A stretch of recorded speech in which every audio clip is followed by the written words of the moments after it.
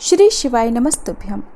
वैसे तो भोलेनाथ की पूजा किसी भी दिन की जा सकती है, लेकिन सोमवार का दिन भगवान भोलेनाथ की पूजा करने के लिए विशेष माना जाता है। इस दिन भक्तगण भोलेनाथ पर जल अवश्य अर्पित करते हैं। सोमवार के दिन प्रदोष काल के समय भगवान शिव की विशेष पूजा अर्चना की जाती है और इस दिन भक्त उपवास भी रखते हैं।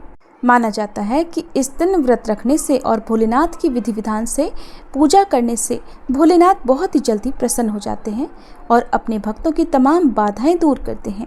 भोलेनाथ की पूजा करते समय व्रत की कथा अवश्य ही पढ़नी या सुननी चाहिए।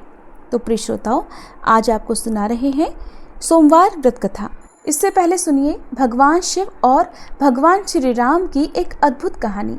उम्मीद है ये कहानी आपको बहुत पसंद आएगी। अगर अच्छी लगे तो वीडियो को लाइक और कमेंट बॉक्स में जय भोलेनाथ लिखना मत भूलिएगा।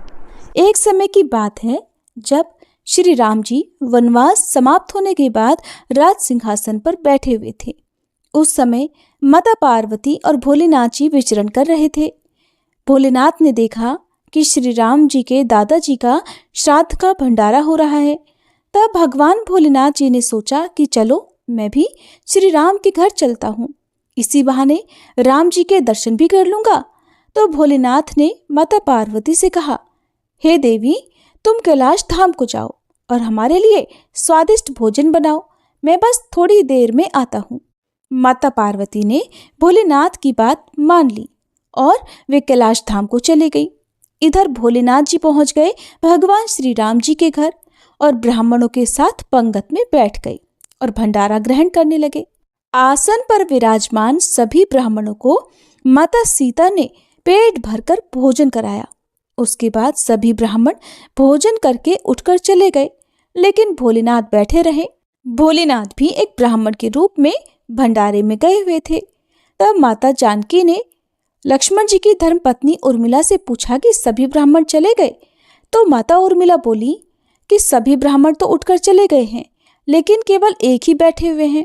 तब माता जानकी जी बोली, अच्छा कोई बात नहीं, थोड़े ज्यादा भूखे होंगे, इसलिए इन्हें अच्छे से भोजन करा दो। तब माता जानकी उर्मिला सहित अपनी सखियों के साथ भोलेनाथ को भरपेट भोजन कराने लगी। भोलेनाथ भोजन करते ही गए, खाते ही गए, लेकिन उनका पेट नहीं भरा, उनकी भूख शांत ही नहीं हुई और वे भोजन करते ही चले गए। माता जानकी जी की रसोई का सारा सामान खत्म हो गया, लेकिन भोलेनाथ तो उठे ही नहीं। तब माता सीता जल का लोटा लेकर भोलेनाथ के पास गई और बोली, बाबा ये जल ग्रहण कर लो। तब भोलेनाथ बोले कि देवी, जब आधा भोजन कर लूँगा तभी पानी पीऊँगा। अब तो माता सीता सोचने लगी कि लो, इनका तो अभी आधा भोजन भी नहीं हुआ और यहाँ रसोई घर का सारा सामान खत्म हो रहा है। तब उन्होंने फिर से सामान मंगवाकर उन ब्राह्मण देवता को भरपेट भोजन कराया, लेकिन भोलेनाथ तो रुकने का नाम ही नहीं ले रहे थे। इतनी ही देर में माता कैकेयी आ गई और पूछने लगी, क्या हुआ बेटी, तुम सब परेशान लग रही हो। तो जानकी जी बोली कि माता, सभी ब्राह्मण तो उठकर चले गए, केवल एक यही ब्राह्मण बचे हैं जो उठने का नाम ही नहीं ले रहे हैं। बताइए अब मैं क्या करूं। तब माता कैकेयी ने फिर से सामान मंगवाया। इतने में ही भोलेनाथ ने आवाज लगाई, लेते आओ, बहुत जोर से भूख लगी है। तब माता जानकी जी बोली, बाबा अभी तो आटा साना है, थोड़ी पूड़ी पका लूं, फिर लेकर आती हूँ। तब भोलेनाथ जी बोले, अरे बेटा, आटा ही ले आओ, मैं तो आटा ही खा लूँगा। अब तो भोलेनाथ ने आटा, दाल, चावल सब कुछ बिना बने ही रसोई घर में ले जाने से पहले ही समाप्त कर दिया। माता सीता हार कर दौड़ी दौड़ी श्री राम जी के पास गई। उन्हें परेशान देखकर श्री राम बोले, क्या हुआ जानकी जी, इतना परेशान क्यों हो।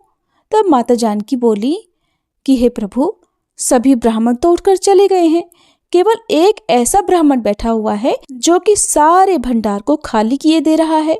राशन मंगवा कर लाओ तो रसोई घर में जाने से पहले ही बोरियों की बोरियां समाप्त कर दे रहा है। सीता जी की बात सुनकर श्री राम बोले, चलो मैं देखता हूँ कि ऐसा कौन आ गया है। श्री राम जी भंडारे में पहुँच गए। देखते ही पहचान गए कि अरे, ये तो मेरे भोलेनाथ जी हैं। तब श्री राम ने भोलेनाथ को मन ही मन प्रणाम किया और कहने लगे कि जानकी जी, इन्हें तो कोई नहीं खिला सकता, इनको तो केवल अन्नपूर्णा माँ ही खिला सकती हैं। तब राम जी ने मन ही मन माता पार्वती जी को बुलाया और तब माता पार्वती जी प्रकट होकर बोली, क्या हुआ श्री राम जी, आपने मुझे क्यों याद किया? तब भगवान श्री राम बोले, माते, ये बाबा तो उठने का नाम ही नहीं ले रहे, जरा देखिए तो। तब माता पार्वती जी बोली कि इन्होंने तो कहा था कि पार्वती तुम कैलाश पर खाना बनाओ, दोनों साथ में मिलकर खाएंगे, लेकिन मेरे स्वामी तो स्वयं यहाँ पर अकेले अकेले खा रहे हैं। तब माता पार्वती जी बोली कि चलो मैं देखती हूँ। तब माता ने एक लड्डू भोलेनाथ जी की थाली में रख दिया और भोलेनाथ उस लड्डू को खाने लगे। अब तो भोलेनाथ खाते चले गए, लेकिन लड्डू खत्म ही नहीं हो रहा था। भोलेनाथ सोचने लगे कि भला ये लड्डू खत्म क्यों नहीं हो रहा, ये तो जाना पहचाना लड्डू लग रहा है। भोलेनाथ जी ने सोचा कि ये कौन सा लड्डू माता सीता उन्हें खिला रही हैं। तब उन्होंने नजर उठाकर माता सीता को देखना चाहा। तब सामने माथे पर लाल बिंदी लगाए स्वयं अन्नपूर्णा माता पार्वती जी खड़ी थी। माता बोली, और कितने लड्डू रख दूं? माता पार्वती को देखते ही भोलेनाथ बोले, बस हो गया, मेरा पेट भर गया है। भोलेनाथ जी अब उठ गए। अब उनका पेट वास्तव में भर चुका था। भोलेनाथ जी भोजन करके उठ गए। तब भगवान श्री राम जी ने सीता जी सहित भोलेनाथ और माता पार्वती जी का बहुत बहुत आदर सत्कार किया और भगवान भोलेनाथ ने प्रसन्न होकर माता जानकी को अखंड सौभाग्यवती होने का आशीर्वाद दिया। फिर भगवान शिव देवी पार्वती सहित अंतर्ध्यान हो गए। प्रिय श्रोताओं, अब सुनिए सोमवार व्रत की कथा। पौराणिक कथा के अनुसार किसी नगर में एक साहूकार रहता था। उसके घर में धन की कोई कमी नहीं थी, लेकिन उसकी कोई संतान नहीं थी, जिस कारण वह बेहद दुखी था। पुत्र प्राप्ति के लिए वह भगवान शिव की पूजा करता, हर सोमवार व्रत रखता और पूरी श्रद्धा के साथ मंदिर में जाकर भगवान शिव और माता पार्वती की पूजा किया करता। उसकी भक्ति देखकर एक दिन माँ पार्वती प्रसन्न हो गई और भगवान शिव से उस साहूकार की मनोकामना पूर्ण करने का आग्रह करने लगी। देवी पार्वती की इच्छा सुनकर भगवान शिव ने कहा, हे पार्वती, इस संसार में हर प्राणी को उसके कर्मों के अनुसार फल मिलता है और जिसके भाग्य में जो हो उसे भोगना ही पड़ता है। लेकिन पार्वती जी ने साहूकार की भक्ति का मान रखने के लिए और उसकी मनोकामना पूर्ण करने की इच्छा जताई। माता पार्वती के आग्रह पर भगवान शिव ने साहूकार को पुत्र प्राप्ति का वरदान तो दिया, लेकिन साथ ही ये भी कहा कि उसके बालक की आयु केवल 12 वर्ष होगी। माता पार्वती और भगवान शिव की इस वार्ता को साहूकार सुन रहा था। उसे सुनकर ना तो इस बात की खुशी हुई और ना ही दुख, बल्कि वह तो पहले की तरह ही भगवान शिव की पूजा करता रहा। कुछ समय के बाद साहूकार के घर एक पुत्र का जन्म हुआ। जब वह बालक 11 वर्ष का हुआ तो उसे पढ़ने के लिए काशी भेज दिया गया। साहूकार ने पुत्र के मामा को बुलाकर उन्हें बहुत सारा धन दिया और कहा कि तुम इस बालक को काशी विद्या प्राप्त कराने के लिए लेकर जाओ। रास्ते में यज्ञ कराते हुए जाना, जहां भी यज्ञ कराओ वहां पर ब्राह्मणों को भोजन कराकर दक्षिणा देते हुए ही आगे जाना। दोनों मामा भांजे इसी तरह यज्ञ कराते और ब्राह्मणों को दान दक्षिणा देते देते काशी की ओर चल पड़े। रास्ते में एक नगर पड़ा, जहां उस दिन नगर के राजा की कन्या का विवाह था। लेकिन जिस राजकुमार से उसका विवाह होने वाला था, वह राजकुमार एक आंख से काना था। राजकुमार के पिता ने अपने पुत्र के काना होने की बात को छुपाने के लिए एक चाल सोची। साहूकार के पुत्र को देखकर उसके मन में एक विचार आया। उसने सोचा, क्यों न इस लड़के को दूल्हा बनाकर राजकुमारी से विवाह करा दूं। विवाह के बाद इसको धन देकर विदा कर दूंगा और राजकुमारी को अपने नगर ले जाऊंगा।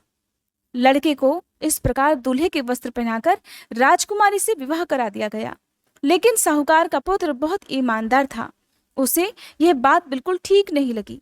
उसने अवसर पाकर राजकुमारी की चुन्नी के पल्ले पर लिख दिया कि राजकुमारी, तुम्हारा विवाह तो मेरे साथ हुआ है, लेकिन जिस राजकुमार के संग तुम्हें भेजा जाएगा वह एक आंख से काना है। मैं तो काशी विद्या पढ़ने जा रहा हूँ। जब राजकुमारी ने चुन्नी पर लिखी हुई बातें पढ़ी तो उसने अपने माता पिता को यह बात बताई।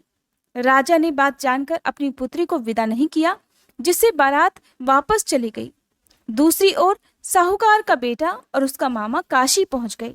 और वहां जाकर उन्होंने यज्ञ किया।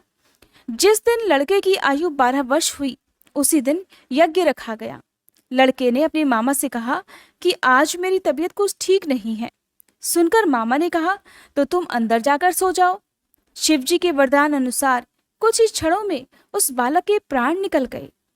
मृत भांजे को देखकर उसके मामा ने विलाप शुरू कर दिया। संयोगवश उसी समय शिवजी और माता पार्वती उधर से जा रहे थे। पार्वती जी ने भगवान शिव से कहा कि प्राणनाथ, मुझे इसके रोने का स्वर सहन नहीं हो रहा, आप कृपया इस व्यक्ति के कष्ट को अवश्य दूर कीजिए। जब शिवजी मृत बालक के समीप गए तो वह बोले कि देवी, ये तो उसी साहूकार का पुत्र है जिसे मैंने 12 वर्ष की आयु का वरदान दिया था। अब इसकी आयु पूरी हो चुकी है। सुनकर देवी पार्वती के मन में ममता जाग उठी। देवी पार्वती कहने लगी, हे महादेव, आप इस बालक को और आयु देने की कृपा कीजिए, नहीं तो इसके वियोग में इसके माता पिता भी तड़प तड़प कर मर जाएंगे। माता पार्वती के आग्रह पर भगवान शिव ने उस लड़के को जीवित होने का वरदान दे दिया। शिव जी की कृपा से वह लड़का जीवित हो गया। शिक्षा समाप्त कर लड़का अपने मामा के साथ वापस नगर की ओर चल दिया। दोनों चलते चलते उसी नगर में जा पहुंचे जहां कभी उसका विवाह हुआ था। उस नगर में भी उन्होंने यज्ञ का आयोजन किया। उस लड़के के ससुर ने उसे पहचान लिया और महल में ले जाकर उसकी खूब आवभगत की और अपनी पुत्री को धूमधाम से विदा कर दिया। इधर भूखे प्यासे रहकर साहूकार और उसकी पत्नी अपने बेटे के आने की प्रतीक्षा कर रहे थे। उन्होंने निश्चय कर रखा था कि अगर उन्हें अपने बेटे की मृत्यु का समाचार मिला तो वे भी प्राण त्याग देंगे, परंतु अपने बेटे के जीवित होने का समाचार पाकर वे बेहद प्रसन्न हुए। उसी रात भगवान शिव ने व्यापारी के स्वप्न में आकर कहा, हे श्रेष्ठी, मैंने तेरे सोमवार के व्रत करने और व्रत कथा सुनने से प्रसन्न होकर तेरे पुत्र को लंबी आयु प्रदान की है। इस प्रकार जो कोई सोमवार व्रत करता है या कथा सुनता और पढ़ता है, उसके सभी दुख महादेव की कृपा से दूर हो जाते हैं और समस्त मनोकामनाएं भी पूर्ण हो जाती हैं। ये थी सोमवार व्रत कथा। प्रेम से बोलिए भोले शंकर भगवान की जय, माता पार्वती की जय।